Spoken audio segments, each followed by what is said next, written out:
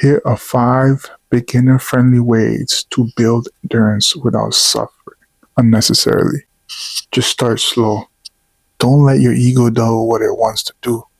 If you're sprinting and you're breathing so heavy that the person next to you thinks you're about to have a heart attack, you really should slow down. It's not about impressing anybody. It's about keeping your heart rate at a moderate rate for not only for you to sweat a little bit, but for you to lose weight and have the energy to go lift after.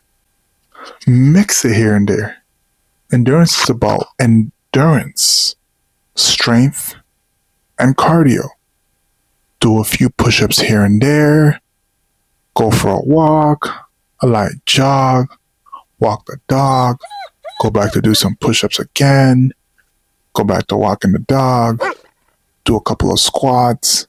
That's just what it is. You're mixing cardio with a little strength training. So if you're doing this both at the same time, congratulations.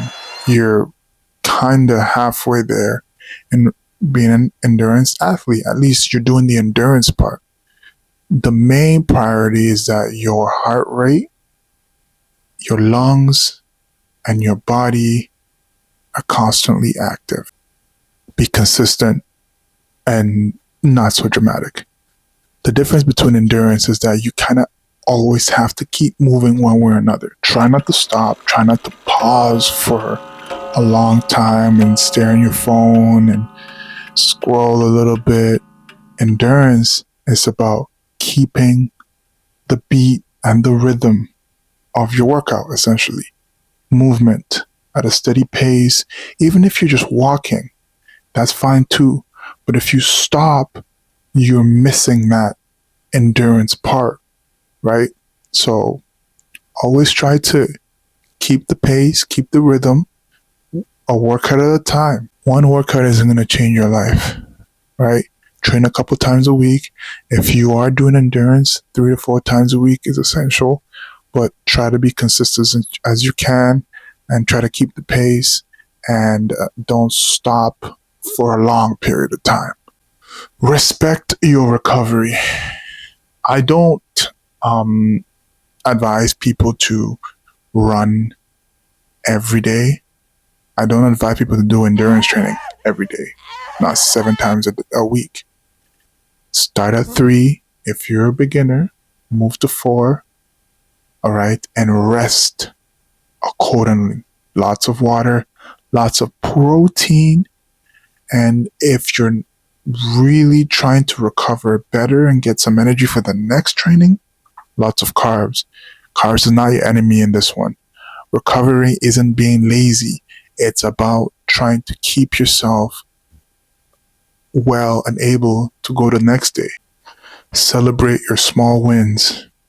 You ran 2K, clap for yourself. You ran 1K, clap for yourself. You ran 200 meters and did 10 push-ups, double clap for yourself. In fact, do another 10 push-ups, right?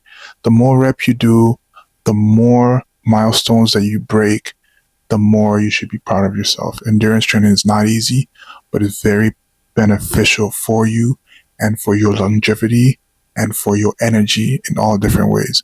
So be proud of yourself. Sometimes becoming better just means you're slightly losing less breath than you did last week. If you're gassed last week and you're not as gassed this week, you did something well. And to end it all, remember that endurance isn't about being the fastest. It's about refusing to quit. Starting where you are and just leveling up each day, each week, each month until you're able to get to where you want to be. That's the goal. And one day, the workout that used to destroy you will make you better, and it might just become a warm-up. That workout that used to, the 2K that you used to struggle, you might not even struggle with 2K. It might become 5K. That 5K becomes 8K. And that 8K becomes 10K. And that 10K becomes a competition that you win the next couple months. So keep at it and keep moving forward.